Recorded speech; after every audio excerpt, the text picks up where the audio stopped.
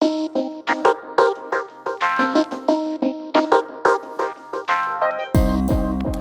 claim that Jesus never really existed is sometimes heard on the internet, but it's not a claim that's taken seriously by the vast majority of credentialed historians. Take the example of the historian Bart Ehrman. He's a well-known skeptic, even an atheist, and a few years ago he felt the need to write a book called Did Jesus Exist?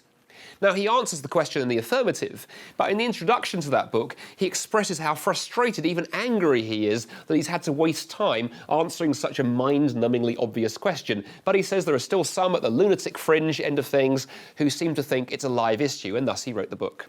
Well, given that's the case, why do some people obsessively hang on to the idea that Jesus never existed? I think there are a number of reasons driving that claim. First, it's often based on an extreme sceptical view of history. I hear people say to me, we can't trust ancient documents. The gospel writers had an agenda. We can't know anything about the historical Jesus, and on and on and on it goes. The problem is, if you take that extreme skepticism and you apply it universally, you end up concluding we can't know anything about any history. It's such a radical skepticism, it erodes not Jesus, but in fact all ancient history. Second problem with the idea that Jesus never existed, that the Gospels are myth, is most people who claim that have no idea what myths actually are. The Oxford professor C.S. Lewis, who was a world expert in myths, that was his training, wrote this. He said, when I encounter somebody who tells me that Jesus was a myth, I always like to ask them, how many myths have you actually read? Because, he said, I have read hundreds, if not thousands of myths in my academic career, and I can tell you the Gospels are not myths. You see, one of the hallmarks of myths is they usually take place in a realm disconnected from space and time. The Gospels, in contrast, are deeply rooted into history and space and time. They talk about names and dates and places and historical events and political leaders and all kinds of things that show that the Gospel writers were rooting their story in space and time and history. What genre, what type of writing are the Gospels? They are not myths. They are Greco-Roman biographies.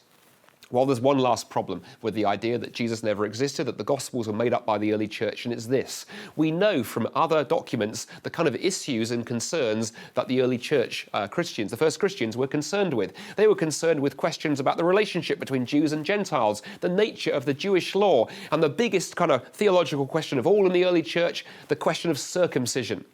Well, look at the Gospels and the Jesus we find there. He doesn't really talk about those issues, which raises the strange conundrum, why on earth would the early church invent a Jesus who doesn't talk about anything useful to them? It's simply bizarre. The much more natural conclusion is the Jesus of the Gospels is the Jesus of history. Well, if it's so hard to sustain the argument that Jesus never existed, why do some skeptics continue to beat that dead horse? Well, the atheist historian Bart Ehrman said this. He said the motive driving the claim that Jesus never existed is not historical, it's ideological. And I think Bart is absolutely right. You see, if Jesus existed, it demonstrates that God exists, and not just the kind of absent theoretical God of the philosophers, but a God who is involved in history, a God who is close and personal, a God who confronts us in the person of Jesus. And many of my atheist friends don't want to be that confronted. And thus I think they're actually afraid of Jesus because of the conclusions they would have to draw from his life and ministry. And what better way to deal with a Jesus that challenging than to try and wipe him from history? But that is not history, that's ideology.